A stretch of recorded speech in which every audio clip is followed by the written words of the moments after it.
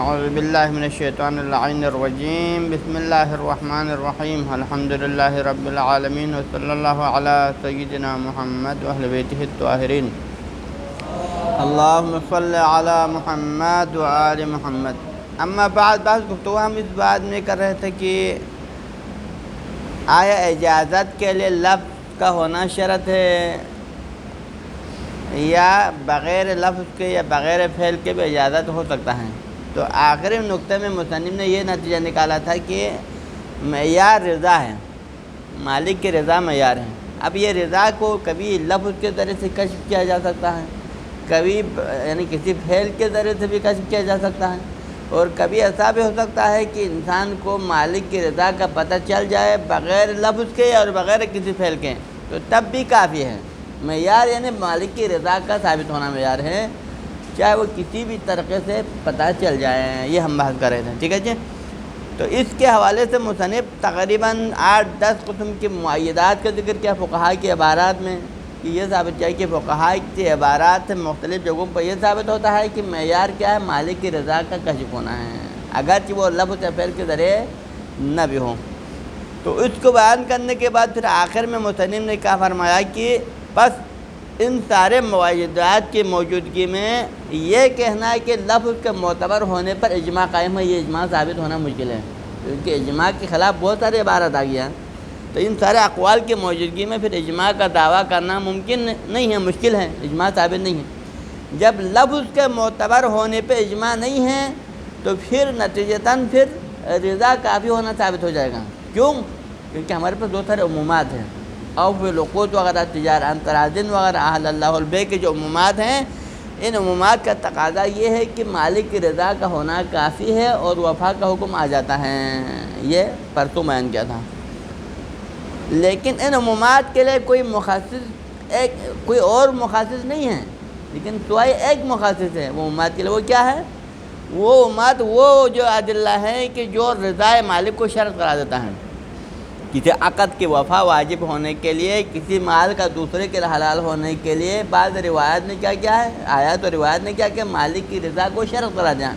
تو یہ رضا مالک شرط قرار دینے والی جو آیات اور روایت ہے فقط ان عمومات کے لیے مخصص بن جاتا ہے، لیکن اس کے علاوہ اس عمومات کے لیے کوئی ایسا مخصص موجود نہیں ہے کہ جو آ کر تخصیص دے کر کہے کہ حتماً جہاں لفظ ہو تو وفا واجب ہو، لفظ نہ ہو تو وفا واجب، ایسی کوئی تخصیص ہمارے پاس موجود نہیں ہے، ٹھیک ہے جی۔ اور اس کے علاوہ ان عمومات کے لیے ہمارے پاس چند اور بھی معیدات ہیں جو عمومات کی تائید کرتا ہے۔ کون سے عمومات کی؟ عمومات نے کیا کہا؟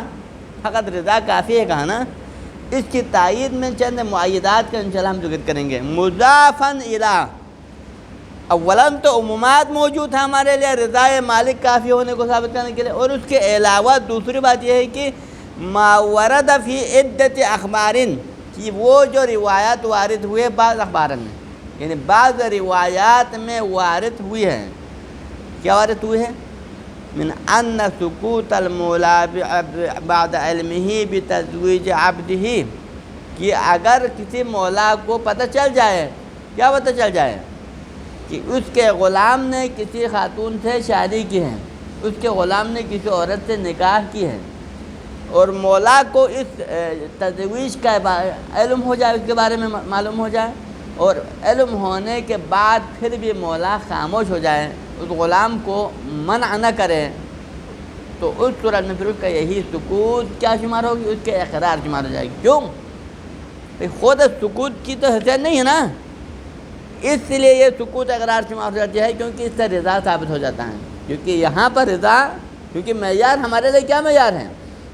یہاں سے سکوت ثابت یعنی رضا ثابت ہو جائے، وہاں پر معیار ہو جاتا ہے۔ تو لہذا ہو سکتا ہے بعض موارد میں سکوت رضا کی علامت نہ ہو، اس وجہ سے سکوت کافی نہیں، لیکن یہاں پر یہ سکوت کیا ہے؟ کاشفانہ رضا ہے، اس وجہ سے یہ سکوت کیا ہے؟ کافی ہے، ٹھیک ہے نا۔ تو لہذا علامہ ورد فی عدت اخبار، بعض روایات میں وارد ہوئی ہے کہ ان سکوت المولا، کہ اگر مولا خاموش رہے بعد علم ہی، جبکہ مولا کو پتہ چل جائے، کیا پتہ چل جائے؟ بتزویج عبدہ، کہ اس کے غلام نے کسی خاتون سے نکاح کیا ہے، اس کا علم ہونے کے باوجود بھی مولا خاموش رہے، تو پھر اقرارہ منہ لہ علیہ، تو پھر اس کا یہی سکوت کیا شمار ہو جائے گی؟ اقرار شمار ہو جائے گی۔ کس سے اقرار؟ منہ من المولا، لہو یعنی لحق العبد، کہ مولا کا عبد کے حق میں اقرار شمار ہو جائے گی۔ کس حوالے سے؟ علیہ علی التزویج، اس زواج یا تزویج کے اوپر، یعنی اس تزویج یا زواج کے اوپر گویا کہ مولا کی رضامندی بھی ثابت، کیونکہ جب مولا کو پتہ چل جاتا ہے پھر بھی خاموش رہتا ہے، تو مطلب یہ کہ مولا کیا ہے؟ عبد کے اس تزویج پر راضی ہے اور وہ بھی اس کا اقرار کر رہا ہے۔ ٹھیک ہے، بس یہ سکوت کیوں کافی ہے؟ سوال یہ ہے، اس سکوت کو ہم یہاں پر کافی کیوں کرا دیں گے؟ اس لیے کیونکہ حاضر سکوت یکشف الرضا، اگر اس سکوت سے رضا کاشف نہ ہوتا ہے تو خود سکوت تو عام میں نہ رضا تھا نا، لیکن یہاں پر کیونکہ یہ سکوت کاشفانہ رضا ہے، اس وجہ سے معیار رضا ثابت ہونا چاہیے، اور یہاں رضا ثابت ہو رہا ہے، اس وجہ سے یہی سکوت کافی ہے، اقرار ہے۔ اس کے بعد دوسری روایت کیا ہے؟ وہ مضافن الی ما دل، یہاں لفظ مضافن آ رہا ہے جی، وہ مضافن الی ما دل، اس کے علاوہ دوسری روایت ہمارے جو ہے وہ کون سی روایت ہے؟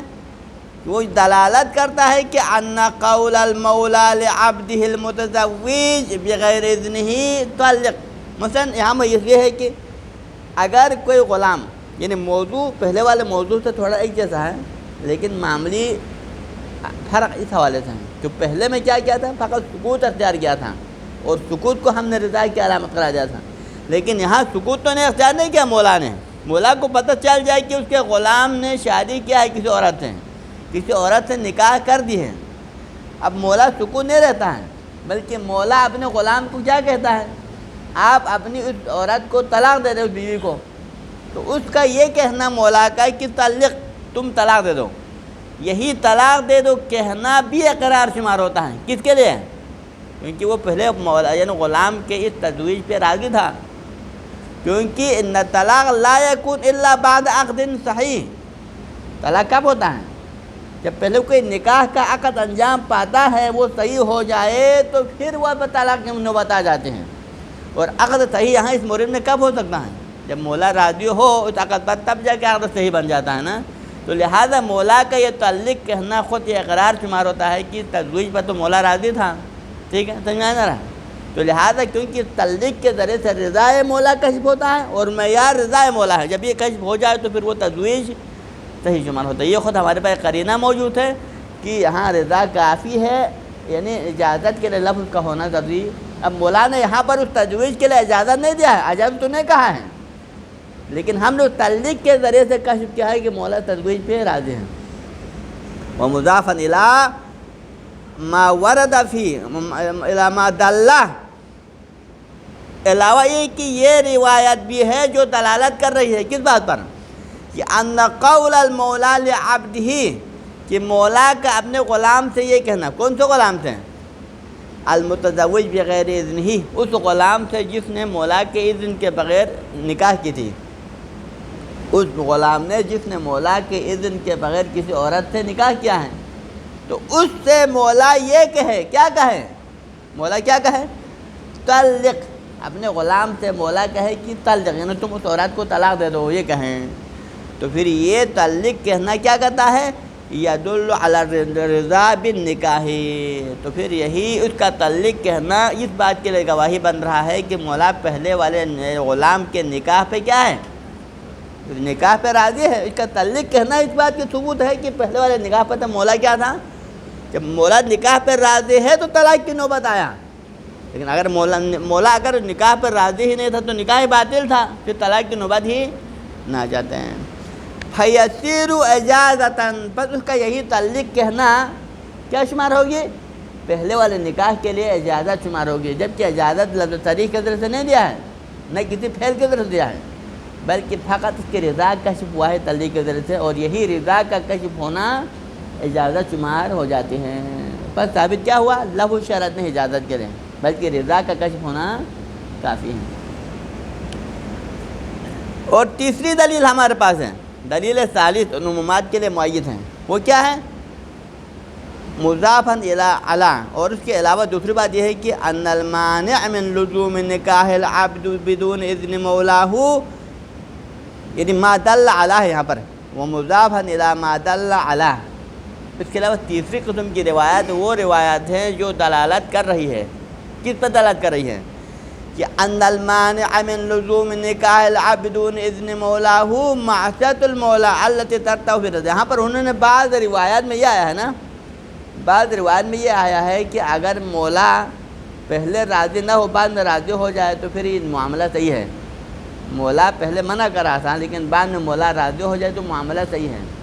اس معاملہ صحیح ہونے کی علت انہوں نے یہ بیان کیا ہے کہ یہاں پر غلام نے جب نکاح کیا مولا کے اذن کے بغیر تو پھر خدا کی نافرمانی تو نہیں کیا تھا نا، کیونکہ کسی عورت سے شرعاً نکاح کرنا خدا کے نظر میں اس کے لیے حق رکھتا ہے، لیکن اس نے اپنے مولا کی نافرمانی کی ہے، تو لہذا اس بنا پر مولا کی جو نافرمانی ہے اس کی معصیت کیا ہے، قابل زوال ہے، کیونکہ ہو سکتا ہے مولا پہلے ناراض ہو بعد میں راضی ہو، لیکن معنی کیا بن سکتا ہے مکمل، کسی عقد کی صحت کے راہ میں مکمل معنی وہ معصیت بن سکتا ہے کہ جو خدا کی معصیت ہو، جو کہ قابل زوال۔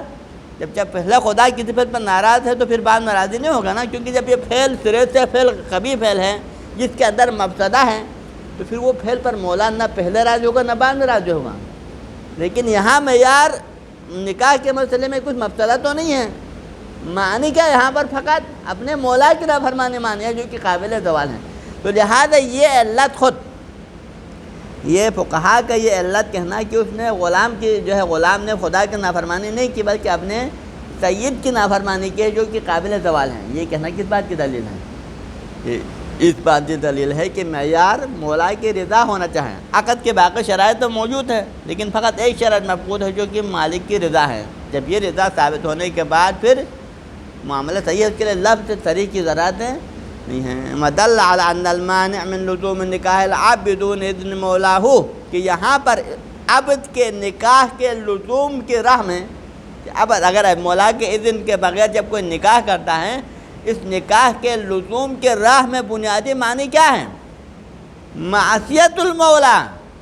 اس نکاح کے لزوم کی راہ میں بنیادی جو معنی ہے وہ مولا کی معصیت ہے، یہاں خدا کی معصیت معنی نہیں ہے بلکہ مولا کی معصیت معنی بن رہا ہے۔ التی ترتفع برضا، اور مولا کی معصیت جو ہے وہ قابل زوال ہے۔ اگر معنی خدا کی معصیت ہوتا تو پھر یہاں پر وہ معنی ظاہر ہونے کا چاہیے نہیں، کیونکہ خدا بعد میں راضی ہونے کا چاہیے نہیں، کیونکہ جب فعل غلط ہے تو اللہ تعالیٰ اس فعل پہ راضی، لیکن جہاں معیار معنی مولا کی معصیت ہے تو وہ قابل زوال ہے، وہ بعد میں راضی بھی ہو سکتا ہے، اگر راضی ہو جائے تو پھر تو یہاں پر کون سا لفظ استعمال کیا؟ بالرضا کہا، بالاجازہ نہیں کہا، یا بلفظ صریح نہیں کہا بلکہ بالرضا کہا، تو اس روایت میں صراحت میں کیا فرما رہا ہے؟ معیار رضا مولا ہے، جب یہ رضا مولا ثابت ہو جائے تو پھر معنی ظاہر ہو گیا، اب اس کے بعد پھر اجازت لفظ صریح کی ضرورت ہے نہیں ہے۔ یہ تائید نمبر 3 ہے جو عمومات کی تائید میں تیسری روایت۔ چوتھی روایت نمبر 4، وما دل علی، ہمارے پاس معید کے طور پر وہ بھی روایت موجود ہے کہ جو دلالت کر رہی ہے کس بات پر کہ ان التصرف من ذی الغیار رضا منہ، کہ اگر کوئی معاملہ انجام پاتا ہے اور معاملے کے دو طرف یعنی کہ متعاقدین ہوتا ہے نا، کسی معاملہ دو متعاقدین کے درمیان میں انجام پاتا ہے، ان متعاقدین میں سے دونوں کو یا کسی ایک شخص کو کیا ہوتا ہے؟ خیار حاصل ہوتا ہے، یا خیار شرعاً پہلے سے حاصل ہے، جیسا کہ خیار حیوان وغیرہ، خیار مجلس وغیرہ میں بعض اوقات خیار وہ خود پہلے سے رکھ دیتا ہے، عقد کے اندر ہے کہ ہم میں سے ایسے کو خیار ہونا چاہیے، لہٰذا جو بھی ہو خیار پہلے سے حاصل ہو یا خیار وہ رکھ دیتا ہے، تو پھر اگر کسی طرف کو خیار حاصل ہونے کے بعد وہ اپنے حق کے خیار استعمال کرنے سے پہلے کیا کرتا ہے؟ اس مال میں تصرف کر دیتا ہے، کہ جس شخص کو خیار حاصل ہے وہ اپنے خیار استعمال کرنے سے پہلے اس مال میں کیا کرتا ہے؟ تصرف کرتا ہے۔ تو یہ تصرف کرنا کس بات کی دلیل ہے؟ یہ تصرف کرنا اس کے رضا کی دلیل ہے کہ وہ اس معاملے پہ راضی ہے تب جا کے تصرف کیا نا، تو نتیجے میں پھر وہ خیار کیا ہو جائے گا؟ پھر خیار حق خیار ختم ہو جائے گا اور وہ خود بخود عقد کیا بنے گا؟ عقد لازم بن جائے گا۔ یہ معیار اب یہ حالانکہ اس نے اجازت تو نہیں دیا ہے، اس نے حق خیار استعمال کرنے کے لیے اختیار تو نہیں کہا ہے، ٹھیک ہے، بلکہ کیا کہا ہے؟ تصرف کیا ہے۔ اب یہی تصرف کافی ہے، کیوں؟ کیونکہ کاشف عن رضا ہے، کیونکہ اس کا یہ تصرف کیا ہے؟ کاشف عن رضا ہے، اس رضا کو کشف کرنے کی وجہ سے یہی تصرف کافی ہے، وَإِلَّا اگر لفظ معیار ہوتے تو پھر تصرف کافی نہیں ہونا چاہیے تھا۔ ہاں جی، وما دل علی، اور وہ روایات جو دلالت کرتی ہیں کہ ان التصرف من ذی الخیار، کہ اگر صاحب خیار اس مال میں تصرف کرے تو پھر اس کا یہ تصرف کرنا رضا منہ، یہ کیا ہوتا ہے؟ ذی الخیار کی طرف سے رضایت شمار ہو جاتی ہے اس کا، یعنی یہی پھیل کی رضا کے اس یعنی عقد کے اوپر راضی ہونے کی دلیل بن جاتا ہے، اس کے لیے کاشف بن جاتا ہے۔ وغیر ذالک، اس کے علاوہ اور بھی ہمارے پاس روایات معیدات موجود ہیں جو تائید کرتے ہیں۔ کس بات کی تائید کرتا ہے؟ کہ اجازت کے لیے لفظ کا ہونا ضروری نہیں ہے، بلکہ اجازت رضا باطنی ہو تو کافی ہے۔ ختم ہو گیا۔ اب یہاں سے وہ سارے معیدات، اب یہاں معیدات کے دو قسم ہو گیا۔ ایک معیدات پہلے ہم نے ذکر کیا فقہاء کے عبارات کے اندر سے تقریباً 11-12 قسم کے معیدات، لیکن اب آج کے جو معیدات ہیں وہ فقہاء کے عبارات میں سے نہیں لایا ہے، بلکہ ہم نے کیا کیا؟ روایات کی شکل میں معید لایا ہے کہ چند روایات بطور معید ہمارے پاس موجود ہے عمومات کے علاوہ، اور یہ باتیں سب کے سب اس بات کے لیے دلیل بن رہا ہے کیا؟ کہ یہاں پر یعنی اجازت کے صحیح ہونے کے لیے رضا باطنی ثابت ہو تو کافی ہے، رضا کے لیے لفظ کا ہونا ضروری نہیں۔ ختم۔ وہ بقیہ فی المقام، اب یہ تو ہم نے کہہ دیا کہ رضا کافی ہے، لفظ کا ہونا شرط نہیں۔ اب یہاں پر ایک اور موضوع ہمارے لیے باقی رہ گیا جس پر ہمیں بحث کرنے کی ضرورت، وہ کیا ہے؟ انہ اذا قلنا بعدم اعتبار انشاء الاجازہ باللفظ، جب ہم نے ان تمام معیدات کی روشنی میں یہ کہہ دیا، کیا کہہ دیا؟ کہ اجازت کے لیے لفظ کا ہونا ضروری نہیں ہے، لفظ معتبر نہیں ہے، بعدم اعتبار انشاء الاجازہ باللفظ، یعنی اجازت کو کسی لفظ کے ذریعے سے انشاء کرنے کی ضرورت نہیں ہے، بلکہ اگر رضا کا ہمیں پتہ چل جائے تو یہی اجازت شمار ہو جاتے ہیں۔ ایک وہ کفایت مطلق الرضا، اور ہم یہ کہتے ہیں کہ اجازت کے لیے یا تو مطلق رضا کافی ہے، جیسا کہ مصنف کا نظریہ ہے۔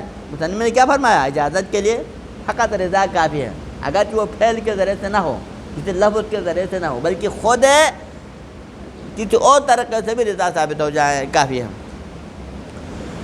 او الفعل الدال علیہ، یا بعض فقہا نے فرمایا تھا کہ رضا کے لیے لفظ تو معتبر نہیں ہے، لیکن کم سے کم کوئی فعل ہونا چاہیے جو کہ کاشفہ رضا ہو، کیونکہ 3 نظریں ہوا تھا نا۔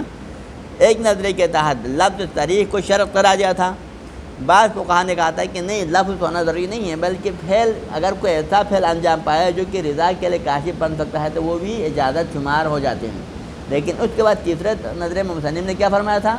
نہ فعل معتبر ہے نہ لفظ معتبر ہے، بلکہ رضا ثابت ہو جائے تو کافی ہے۔ تو لہٰذا جو بھی ہو، اگر ہم لفظ کو شرط قرار نہ دے دیں، اب لفظ کو شرط قرار نہ دینے کے بعد باقی تو نظر رہ جاتا ہے، یا تو ہم فعل کو بھی شرط قرار نہ دیں جیسے کہ مصنف کا نظرہ ہے، یا یہ کہے کہ نہیں، لفظ تو معتبر نہیں ہے لیکن کم سے کم ایک فعل ہونا چاہیے جو کہ کاشفانہ رضا ہو، جو بھی ہو۔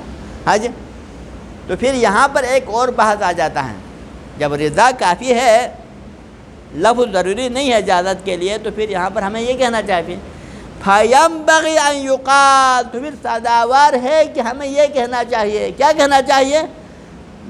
کفایت وقوع مثل ذلك مقارنا للعقد سابقا، کیونکہ رضا کے کو یعنی رضا ثابت ہونے کا تو یعنی زمانہ مختلف ہو سکتا ہے نا۔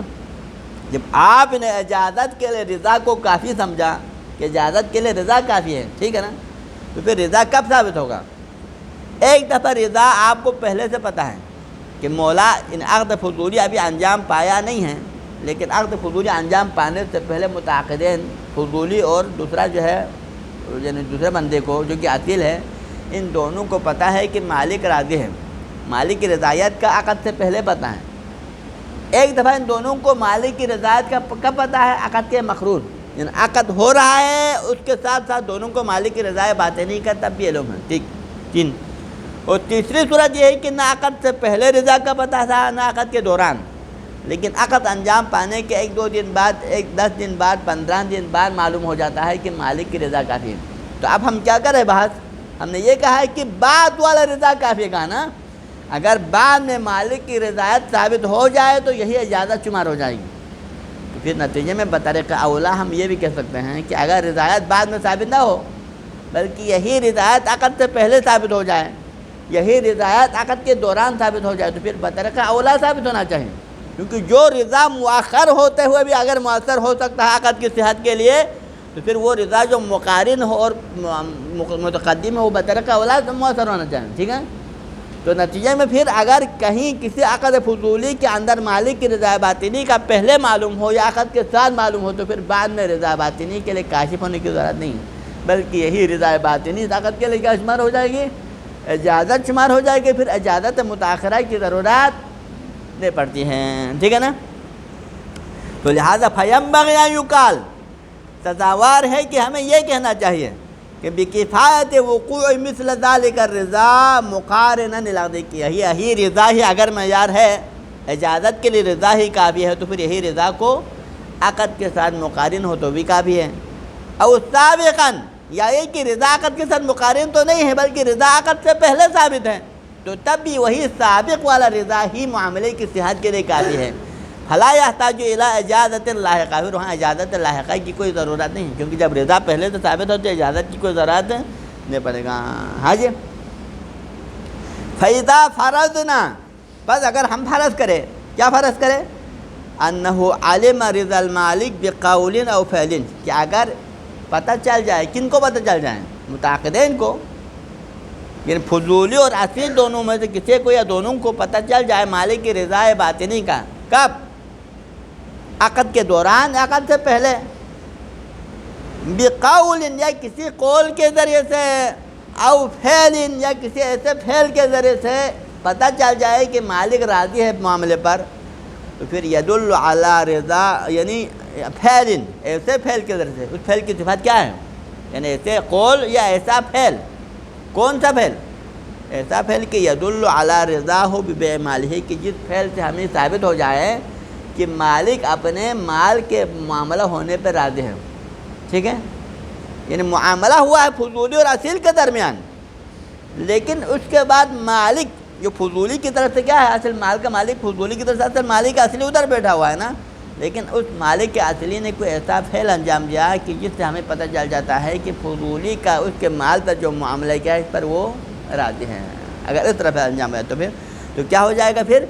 فَهَذَا الرِّضَاءُ السَّابِقُ أَوْ الْمُقَارِنُ كَفَى فِي اللُّزُومِ، تو اس عقد کے لزوم کے لیے کیا کافی ہے؟ وہی مالک کی رضا جو عقد کے ساتھ مقارن ہو یا عقد سے سابق ہو، یہی کافی ہے لزوم کے لیے۔ اس کے بعد پھر دوبارہ اجازت لاحقہ کی کوئی ضرورت نہیں پڑے گا، وہی اجازت سابقہ و اجازت مقرون کافی ہے۔ کیوں کافی ہے؟ وجہ کیا ہے؟ لِأَنَّ مَا يُؤَثَّرُ بِلُحُوقِهِ یؤثر بمقارنتہ بطریق اولا، کیونکہ جو رضا لاحق ہوتے ہوئے سابق میں مؤثر جب ہو سکتا ہے، بعد میں ہوتے ہوئے پہلے میں اثر دکھا سکتا ہے، تو پھر وہ مقارن ہو تو بطریق اولا سے دکھا سکتا ہے نا۔ آپ نے رضا کو معیار قرار دیا کہ بعد والے رضا ہی عقد کی صحت کے لیے کافی ہے، وہی رضا اجازت شمار ہو جائے گی۔ تو جب آپ نے اس رضا کو اجازت شمار کر دیا، جو اجازت رضا لاحق ہوتے ہوئے، اور اس کو عقد سابق کے اندر مؤثر قرار دیا، پھر جو رضا عقد کے دوران ہو یا عقد سے پہلے ہو بطریق اولا کیا ہے؟ اس کو مؤثر ہونا چاہیے، ٹھیک ہے نا؟ لِأَنَّ مَا يُؤَثَّرُ بِلُحُوقِهِ، کیونکہ وہ رضا جو لحوق ہوتے ہوئے بعد میں ہوتے ہوئے بھی اگر سابق میں مؤثر ہو سکتا ہے، تو پھر یؤثر بمقارنتہ بطریق اولا، تو پھر اگر یہی رضا اگر عقد کے ساتھ مقارن ہو تو بطریق اولا کیا ہوگا؟ مؤثر ہو جائے گا، پھر اجازت لاحقہ کی کوئی ضرورت نہیں رہے گا، ٹھیک ہے نا؟ یہ لازم آ جاتا ہے اگر ہم رضا باطنی کو شرط قرار دینے کی صورت میں، اس کا نتیجہ یہ بنتا ہے، اس کا نتیجہ کیا بنتا ہے؟ پھر رضا باطنی عقد کے دوران ہو تب بھی کافی ہونا چاہیے، عقد سے پہلے ہو تب بھی کافی ہونا چاہیے۔ لیکن آیا فقہاء نے اسی بات کو تسلیم کیا ہے؟ تو فرماتے ہیں کہ وَالظَّاهِرُ أَنَّ الْأَصْحَابَ لَا يَلْتَزِمُونَ بِذَلِكَ، لیکن اگر ہم فقہاء کے عبارات میں دیکھیں تو ان کے عبارات سے لگتا ہے کہ وہ اس کو کافی نہیں سمجھتے، کیونکہ وہ عقد فضولی کو کیا کرتے ہیں؟ اجازت سے مشروط کیا نا۔ عقد فضولی کے لیے حتماً کیا چاہیے؟ اجازت چاہیے، اور اجازت ہم سے کیا ہوتا ہے؟ اجازت ہم سے لاحق ہوتا ہے۔ لہٰذا انہوں نے یہ نہیں کہا ہے کہ اگر عقد سے پہلے یا مقرون حالت میں اگر رضا ثابت ہو جائے تو پھر اجازت کا محتاج نہیں، کسی نے نہیں کہا ہے نا، بلکہ ہر ایک نے کہا اجازت کا محتاج ہے۔ اس کا مطلب یہ ہے کہ فقہاء اس رضا باطنی کو جو عقد کے ساتھ مقرون ہو یا لاحق ہے اس کو کافی نہیں سمجھتے ہیں۔ ہاں جی، والظاہر ان الاصحاب لا یلتزمون بذلک، ظاہر یہ لگتا ہے کہ فقہا اس بات کو تسلیم نہیں کرتے. کس بات کو؟ وہی رضا باطنی جو کہ سابق ہو یا مقرون ہو اس کو کافی ہونا، اس کے کافی ہونے کو تسلیم نہیں کرتا، بلکہ حتماً اجازت مؤخرہ کی ضرورت کو ضروری سمجھتے ہیں. ہاں جی. فمقتضی ذالک، لہذا اس کا مقتضا کیا ہوا؟ کس کا مقتضا؟ فقہا کی اس قول کا، کہ فقہا نے رضا سابق اور رضا مقارن کو ضرور کافی نہیں سمجھا، بلکہ ہمیشہ اجازت مؤخرہ کو جب ضروری سمجھتے ہیں، تو اس کا مقتضا فقہا کی عبارات کا مقتضا یہ بنتا ہے کہ اللہ یصلح الاجازہ الا بما، کی نتیجتاً یہ ہونا چاہیے کہ اجازت صحیح نہیں ہونا چاہیے فقہا کی نظر میں، الا اجازت کب صحیح ہوگا؟ بما لو وقع، اجازت تب صحیح ہو جائے گا کہ اگر یہ اجازت واقع ہو جائے، اس انداز میں اجازت واقع ہو جائے کہ لو وقع قبل العقد کان اذن، کی یہی جو اجازت، کیونکہ اجازت اور اذن میں کیا فرق ہے؟ اذن ہمیشہ عقد سے پہلے ہوتا ہے، اجازت ہمیشہ معاملے کے بعد میں ہوتا ہے. ٹھیک ہے نا؟ رضا تو دونوں میں رضا ہے، اذن بھی رضا کی رضا ہے، اجازت بھی رضا ہے، دونوں سے رضا کا ہونا ہے. لیکن اذن میں رضا معاملے سے پہلے ثابت ہوتا ہے، لیکن اجازت میں رضا معاملے کے بعد میں ثابت ہوتا ہے. تو لہذا فقہا نے رضا باطنی جو کہ عقد کے ساتھ مقرون یا مقارن ہونے کو ضروری قرار نہیں دیا، اس کو کافی نہیں سمجھا، بلکہ حتماً اجازت کو ضروری قرار دیا. تو پھر ہمیں یہ نتیجہ نکلتا ہے کہ فقہا کی نظر میں اجازت یعنی کوئی مطلق چیز نہیں ہے، بلکہ اجازت ایک خاص چیز کے ساتھ مشروط ہوتا ہے. اجازت ہمیشہ ایک خاص چیز ہونا چاہیے. وہ کیا؟ کہ اجازت ہمیشہ ایسے انداز میں ہونا چاہیے کہ اگر یہی طریقہ اگر عقد سے پہلے ہو جائے تو وہ اذن سے ٹکا جائے. یعنی ایسے الفاظ کے ذریعے سے، ایسے فعل کے ذریعے سے اجازت ہونا چاہیے کہ اگر یہی عقد سے پہلے ہو تو مالک کی طرف سے کیا شمار ہو جائے؟ اذن شمار ہو جائے، تب جا کے بعد میں اجازت شمار ہوگی. بس اگر اجازت ایسے طریقے سے دے جائے کہ اس کو اگر عقد سے پہلے کرے تو پھر اذن شمار نہ کیا جائے تو اس کو اجازت ہم شمار نہیں کہیں گے. ٹھیک ہے جی؟ لہذا سمجھانے جا رہا ہے. تو لہذا فمقتضی ذالک، فقہا رضا باطنی جو کہ سابق یا مقارن ہے اس کو کافی جب نہیں سمجھتے ہیں تو اس کا مقتضا یہ ہے کہ اللہ یصلح الاجازہ، کہ اجازت صحیح نہیں ہے الا بما، مگر ایک اجازت اس طریقے سے صحیح ہے. کس طریقے سے؟ بما لو وقع قبل العقد کان اذن، کہ اگر یہی طریقہ عقد سے پہلے اپنایا تو کیا شمار ہو جائے؟ وہ اذن شمار ہو جائے، تب جا کے بعد میں ہونے کی صورت میں اس کو اجازت کہا جائے گا. بس اگر ایسے طریقے سے اجازت دے کہ جو اجازت کے زمرے میں آتا ہے، لیکن اگر اس کو عقد سے پہلے لائے تو اذن شمار نہ ہو جائے تو اس کو ہم اجازت بھی نہیں کہیں گے. اگر یہ رضا ثابت ہو جائے فرض کرے تب بھی کافی نہیں ہوگا. ہاں جی. کان اذنن، اگر یہی عقد سے پہلے آ جائے تو پھر اس کو اذن شمار کیا جائے، مخرجا للبیع عن البیع الفضولی، اور نتیجے میں کیا ہو جائے؟ پھر وہ معاملہ فضولی کے دائرے سے کیا ہو جاتا ہے؟ خارج ہو جائے. ٹھیک ہے نا؟ کیونکہ جب اذن شمار ہو تو کیا ہوتا ہے؟ اگر عقد سے پہلے مالک کی اذن ثابت ہو جائے تو پھر وہ معاملہ فضولی رہے گا، فضولی سے خارج ہو جائے گا نا. تو لہذا فقہا کی اجازت کے معیار یہ ہے کہ ایسے طریقے سے اجازت دے کہ اگر یہی طریقہ عقد سے پہلے اگر آنے کی صورت میں پھر یہ اذن شمار ہو جائے اور یہ معاملہ فضولی کے دائرے سے نکلنا تھا. لیکن اب یہ طریقہ پہلے نہیں اپنایا اور بعد میں دیا تو نتیجے میں عقد کیا بن گیا؟ عقد فضولی بن گیا. لیکن اجازت دینے کے بعد پھر وہ کیا ہو گیا؟ پھر فضولیت، اس کا عقد لازم بن جائے گا، پھر فضولیت نہیں رہے گا. کیونکہ اجازت کے بعد پھر فضولی نہیں رہے گا نا. فضولی کب تک ہے؟ مالک کی اجازت حاصل ہونے تک یہ معاملہ فضولی ہے. جب مالک نے اس معاملے پہ اجازت دیا تو پھر فضولی رہے گا؟ نہیں رہے گا، پھر تو عقد لازم بن جائے گا نا. تو لہٰذا یہ معیار ہے. ہاں جی. وَيُعَيِّدُ ذَلِكَ، اور اس بات کی تائید ہوتی ہے. کس بات کی تائید؟ یعنی فقہا کے نظر میں فقط مطلق رضا بما ہو رضا کافی نہیں ہے، بلکہ اس کے لیے رضا ایسے طریقے سے ہونا چاہیے کہ اگر یہ عقد سے پہلے ہو جائے تو کیا ہو جائے؟ وہ اذن شمار ہو جائیں. اس طریقے سے ہونا چاہیے. اس بات کی تائید کیا ہوتی ہے؟ اس بات کی تائید یہ ہو جاتی ہے کہ انہ لو کان مجرد الرضا ملزما، کہ اگر ہم جس طرح ہم کہے، مصنف اپنے رائے کی طرح، کہ اگر ہم جس طرح ہم نے کہا تھا نا، کیا کہا ہم نے؟ اجازت کے لیے مجرد رضا کافی ہے، اس کے لیے لفظ کی ضرورت بھی نہیں ہے، اس کے لیے فعل کی طرف یہ کہا تھا نا. تو اگر ہم اس طرح کہیں کہ فقط اجازت کے لیے اکیلا رضا ہی کافی ہے، اگر رضا جس طریقے سے بھی ثابت ہو جائے وہ اجازت شمار ہو جائے گی، اگر اس کو ماننے کی صورت میں کیا لازم آتا ہے؟ اس کو ماننے سے میں یہ لازم آتا ہے کہ کان مجرد الکراہت فسخا، کیونکہ عقد کے لیے، عقد فضولی کے لیے دو صورتوں سے خالی نہیں ہے، ٹھیک ہے؟ مالک کو اگر اس عقد کے بارے میں پتہ چلے تو یا اجازت دے گا یا فسخ کرے گا، دو صورت خالی نہیں، یا تو کراہت کا اظہار کرے گا تو فسخ ہوگا، یا رضایت کا اظہار کرے گا تو پھر اجازت شمار ہوگی۔ تو جب ہم نے اجازت کے لیے مجرد رضا کو کافی قرار دیا اور اس کے ذریعے سے عقد لازم بن سکتا ہے، تو نتیجہ کیا ہوگا؟ پھر فسخ کے لیے مجرد کراہت کافی ہونا چاہیے، کیونکہ رضا و کراہت آپس میں ایک دوسرے کا ضد ہے نا، رضا و کراہت ایک دوسرے کا ضد ہے۔ ہم نے اجازت کے لیے کیا کافی قرار دیا؟ اکیلا رضا کافی قرار دیا، چاہے لفظ کے ذریعے سے نہ ہو، کسی فعل کے ذریعے سے نہ بھی ہو۔ جب یہ صحیح ہے تو پھر فسخ کرنے کے لیے بھی لفظ کی ضرورت نہیں ہونا چاہیے، بلکہ فسخ بھی کراہت باطنی ثابت ہو جائے تو معاملہ فسخ ہونا چاہیے، نہیں ہونا چاہیے۔ جبکہ ایسا ہوا ہے، کسی نے بھی نہیں کہا کہ فسخ کے لیے کراہت قلبی کافی ہونے کے لیے کسی نے نہیں کہا، بلکہ وہاں پر کیا کہا ہے؟ فسخ ہمیشہ کسی لفظ یا فعل کے ذریعے سے ہونا چاہیے، اس کے بغیر فسخ نہیں ہوتا ہے۔ جب یہ نہیں ہوتا تو پھر جو ہے رضا بھی اکیلا رضا کافی نہیں، بلکہ کسی لفظ یا فعل کے ذریعے سے ہونا چاہیے۔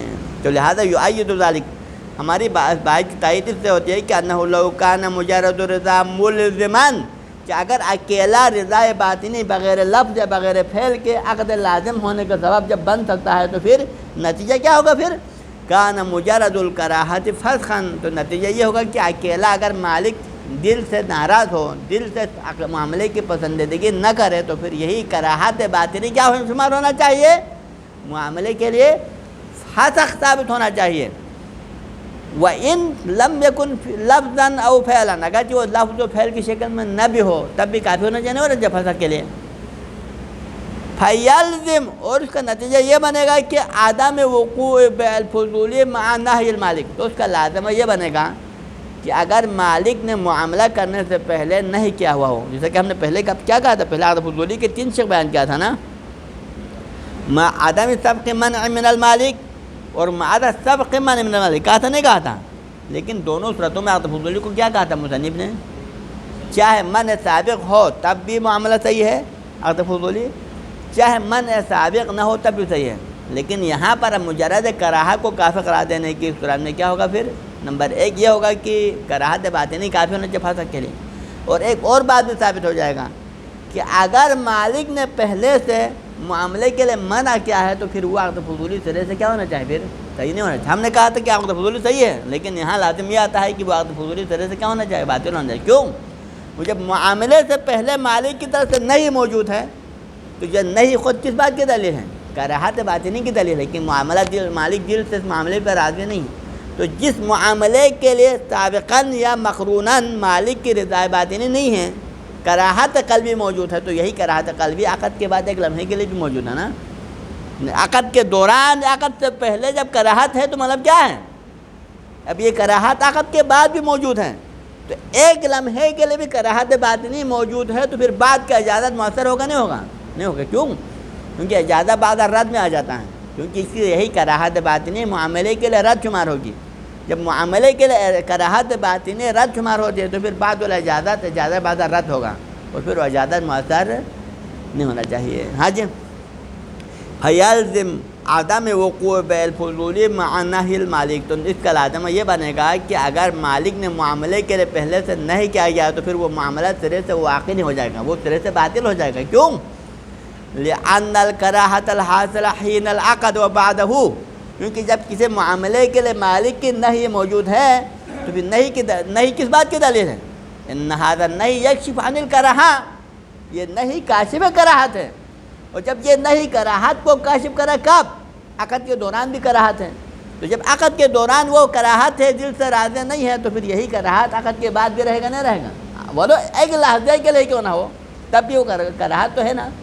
تو لہٰذا یہ کراہت ولو عانا ما تکفی فی الفسخ، یہی کراہت باطنی ایک لحظے کے لیے ہی کیوں نہ ہو تو پھر یہ عقد کے لیے کیا شمار ہو جائے گی؟ عقد کے لیے فسخ شمار ہو جائے گی، اور جب فسخ ہونے کے بعد بعض الاجازت مؤثر نہیں ہوتا. حج بل یلزم عدم وقوع بے المکرہ اصلا. اور ایک اور بات بھی آ جاتا ہے، ہم نے بے مکرہ کو صحیح قرار دیا نہیں کیا، ہم نے مکرہ کی بے کو صحیح قرار دیا تھا. کب؟ اگر مکرہ پہلے عقد کرتے وقت تو اکراہ کی حالت میں کریں، لیکن عقد کے بعد ایک لحظے کے لیے اگر مکرہ راضی ہو جائے تو اس مکرہ کا عقد ہم نے کیا کہا تھا؟ صحیح قرار دیا تھا. لیکن ہم نے کراہت باطنی کو پھنسا قرار دینے کی صورت میں پھر مکرہ کا معاملہ بھی سرے سے کیا ہونا چاہے؟ مکرہ کا معاملہ سرے سے باطل ہونا چاہے. کیوں؟ کیونکہ مکرہ سرے سے دل سے راضی نہیں ہے، اس کی کراہت باطنی موجود ہے، اس کے یہ کراہت باطنی سرے سے معاملے کے لیے کیا ہو جاتے ہیں؟ حتق شمار ہو جاتے ہیں. لہٰذا معاملہ سرے سے واقعی نہیں ہوگا. حج یہ اللہ مگر ایک صورت ہے، ہم نے کیا کیا؟ اجازت اور کراہت کو، رضا و کراہت کو ایک نظر سے دیکھا نا، کہ جہاں رضا کو کافی قرار دینے کی صورت میں اجازت کے لیے، پھر کراہت فسق کے لیے کراہت کافی ہونا چاہیے. مگر یہ کہ ہم ان کے درمیان میں تفریق کریں، ہم یہ کہیں کہ یہ قیاس مع الفارق ہیں. ٹھیک ہے، اجازت کے مسئلے میں ہم رضا باطنی کو کافی قرار دیں گے، لیکن فسق کے معاملے میں ہم کراہت باطنی کو کافی نہیں سمجھیں گے، بلکہ یہاں پر ہم کیا سمجھیں گے؟ ضروری ہے لفظ ہونا چاہیے. اگر اس طرح تفریق کرنے کی صورت میں پھر یہ اشکالات لازم نہیں آتا، کیونکہ اشکالات آ گیا نا. اگر کراہت باطنی کو کافی قرار دینے کی صورت میں پھر ہم نے جن چیزوں کو صحیح قرار دیا وہ ساری چیزیں بھی باطل ہونا لازم آتا ہے نا. لیکن اگر کراہت اور رضایت کے درمیان میں تفریق کرنے کی صورت میں پھر یہ مسئلہ حل ہو جائے گا. ہم کہیں گے کہ رضا باطنی تو کافی ہے اجازت کے لیے، لیکن فسق کے لیے کراہت باطنی کافی نہیں ہے. الا ان التزم، مگر یہ کہ ہم اس بات کے پابند ہو جائیں، اس بات کو تسلیم کریں کہ بعدم کون مجرد الکراہ فسقا، کی فقط اکیلا کراہت فسق شمار نہیں ہوتی، فسق کے لیے کافی نہیں ہے. وَإِنْ كَانَ مُجَرَّدُ الرِّضَا اجازت، اگرچہ ٹھیک ہے اجازت کے لیے مجرد رضا کافی ہے، اگر رضایت ثابت ہو تو پھر اجازت شمار ہو جائے گی، لیکن فسق کے لیے کراہت باطنی کافی نہیں ہے، بلکہ اس کے لیے لفظ یا فعل کی شکل میں، تو اس طرح میں پھر یہ اشکالات انہیں لازم نہیں آئے گا. ٹھیک ہے جی. صلی اللہ علی سیدنا محمد و اہل بیتہ الطیبین الطاہرین.